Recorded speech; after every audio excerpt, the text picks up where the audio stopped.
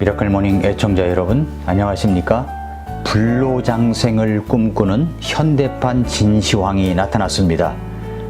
자신의 45세 신체의 나이를 18세로 되돌리기 위해서 한 해 200만 달러, 한국 돈으로 26억 원입니다.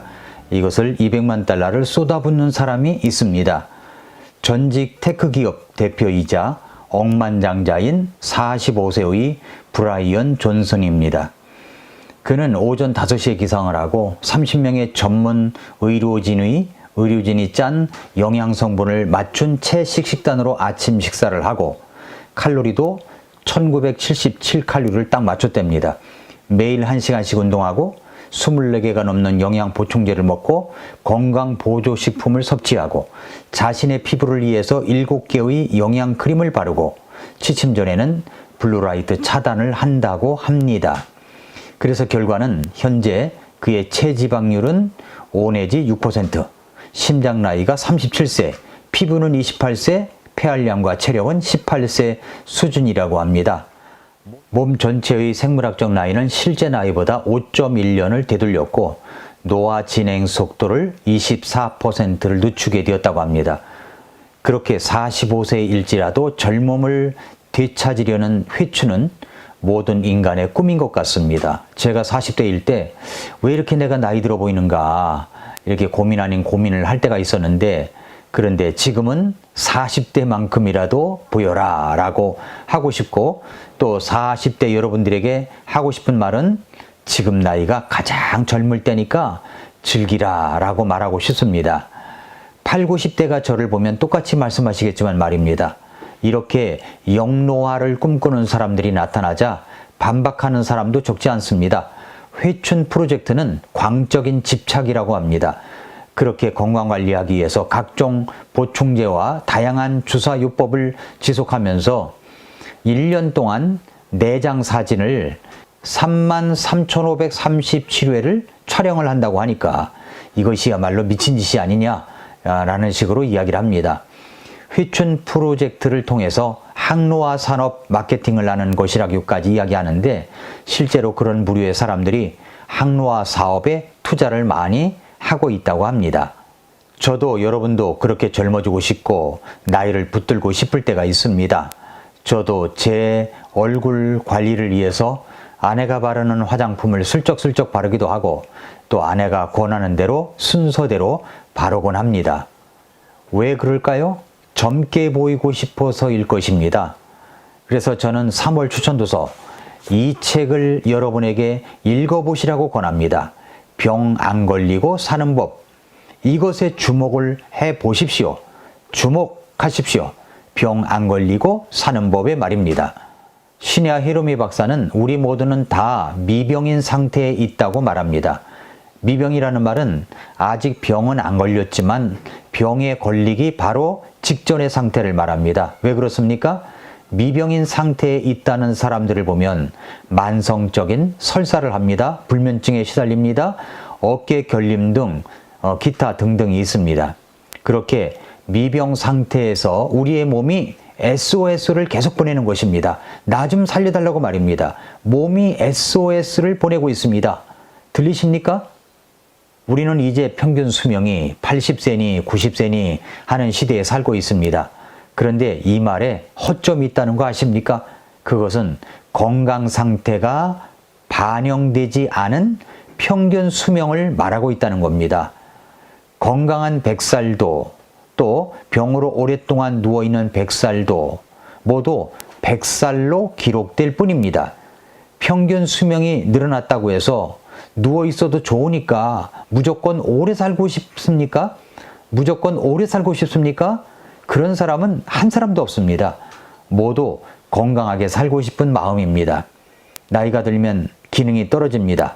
그런데 기능이 저하되는 것과 병에 걸리는 것은 전혀 다른 이야기입니다. 그래서 우리는 이것을 알아야 됩니다.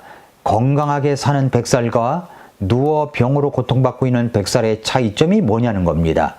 그것은 바로 식사 생활과 생활 습관의 차이라는 것이죠. 식사와 생활 습관의 차이. 식사, 수분 섭취하는 것, 기호품, 술, 담배 하는 것, 운동, 수면, 일, 스트레스와 같은 일상생활의 갖가지 요소들이 그 사람의 건강 상태를 결정합니다. 그래서 신야 히로미 박사는 유행하는 건강법들이 이렇게 떠도는데 그런 거짓말투성이에 속지 말라고 권고를 합니다. 사람들이 건강에 대한 관심이 크죠. 그래서 이것만 먹으면 된다라는 식의 각종 건강법이 쏟아져 나오고 있습니다. 그런데 유행하는 건강법이라고 나와 있는 많은 것들이 오히려 건강을 해칠 수가 있다는 겁니다. 모두 거짓말투성이라는 거죠. 그래서 신야 히로미 박사는 이 책에서 이런 것들은 거짓말이니까 속지 말라고 권고하는 내용이 있습니다. 이 책에 나와 있는 내용을 보니까 그런 내용이 있어요. 장을 위해서 매일 요구르트를 먹는다. 그런 사람이 있죠? 장을 위해서 매일 요구르트를 먹는다. 칼슘이 부족하지 않도록 매일 우유를 마신다. 또 과일은 살찌니까 대신 비타민을 먹는다. 고단백 저칼로리 식사를 기본으로 한다. 수분은 카테킨이 풍부한 녹차로 마신다. 수돗물은 잔유 염소를 제거해야 하니까 반드시 끓여서 마신다. 이런 이야기, 이 신야 히로미 박사가 이런 것들이 잘못된 건강법이라고 말하고 있습니다. 이렇게 하면 장상과 위상이 아주 나빠지기 때문이라고 신야 히로미 박사는 이야기하고 있습니다. 예를 들어서 미국 사람들은 매일 우유를 마십니다. 그렇게 광고를 하고 있고 그런 줄 알고 있죠. 그런데 미국 사람들이 골다공증에 걸리는 사람들이 그렇게 많다는 겁니다. 일본 사람들은 카테킨이 풍부한 녹차를 많이 마십니다. 하루에 한두 잔이 아니라 엄청 많이 마신다는 거죠. 그렇게 과도하게 마시면 위상이 위암의 전조 증상인 위축성 위암이 될 확률이 아주 높다는 겁니다. 또 이런 이야기를 있죠. 고기를 많이 먹어야 스태미나가 붙는다. 그러나 고기를 먹어도 스태미나는 좋아지지 않는다는 겁니다. 1977년에 미국에서는 식사와 건강에 관한 연구가 발표되었습니다. 이것은 상원 의원이었던 조지 맥거번의 이름을 따서 맥거번 리포트라고 부릅니다. 미국의 가정들을 압박할 만큼 의료비가 거액으로 불어나고 해가 갈수록 암이나 심장병과 같은 병에 걸리는 사람들의 수가 해마다 늘어나고 있기 때문에 식사와 건강에 대한 조사를 했는데 5천 쪽에 달하는 연구 결과 맥거번 리포트를 발표했습니다. 결론은 많은 병의 원인은 잘못된 식생활에 있었기 때문이라고 결론을 내렸습니다. 미국 식탁마다 단골로 올라오는 두툼한 스테이크와 같은 고단백, 고지방 식사. 단백질은 몸을 구성하는 가장 기본적인 것이기 때문에 몸을 만드는 데 아주 중요한 요소라고 알려져 있습니다. 그래서 고기야말로 힘의 근원이다 라고 말하곤 하죠. 그런데 이것이 미국의 영양학의 영양 때문이라는 겁니다. 이런 상식을 맥거번 리포터는 전면 부정했습니다. 아니라는 겁니다. 맥거번 리포터는 가장 이상적인 식사가 정백하지 않은 곡류를 주식으로 하면서 반찬은 계절 채소나 해조류, 동물성 단백질은 소량의 작은 어패류로 섭취하는 것이라고 하는 그런 보고 내용도 들어 있습니다.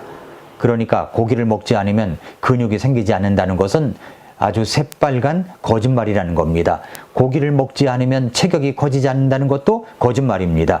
육류 위주의 식사는 노화를 재촉하는 식사입니다. 육류를 좋아하는 사람들은 그러한 식습관이 건강을 해치고 노화를 촉진한다는 것을 꼭 기억해 두어야 할 필요가 있습니다. 그런데 미병인 상태에 있는 사람에게 장상이 나쁘니까 육류 위주의 식사를 삼가십시오 라고 해도 잘 실천하지 않는 경향이 있습니다. 그만큼 우리가 동물성 식사에 길들여져 있기 때문이라는 결론입니다.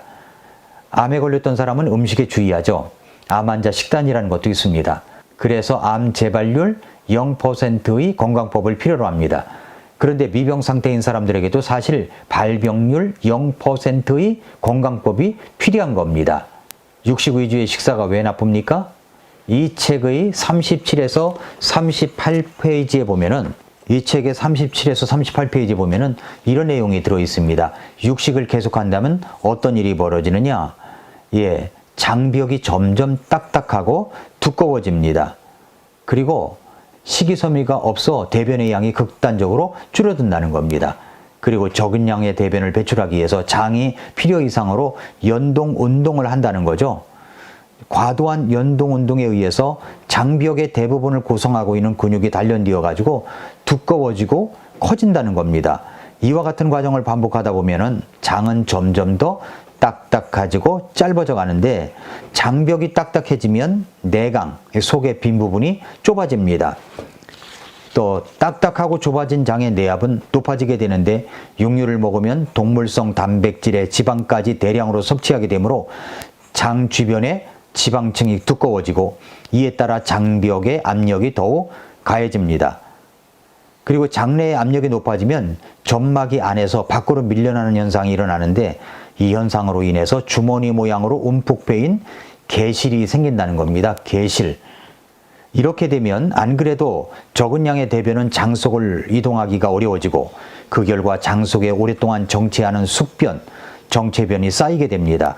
이 숙변은 장벽에 들러붙듯이 쌓이는데, 개실이 있을 경우 그 안에 숙변이 들어가게 되므로 배변이 더더욱 어려워집니다.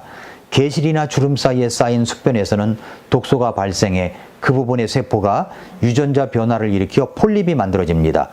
이 폴립이 자라서 암으로 진행되는 겁니다. 암으로. 그래서 대장암이 생긴다는 거죠.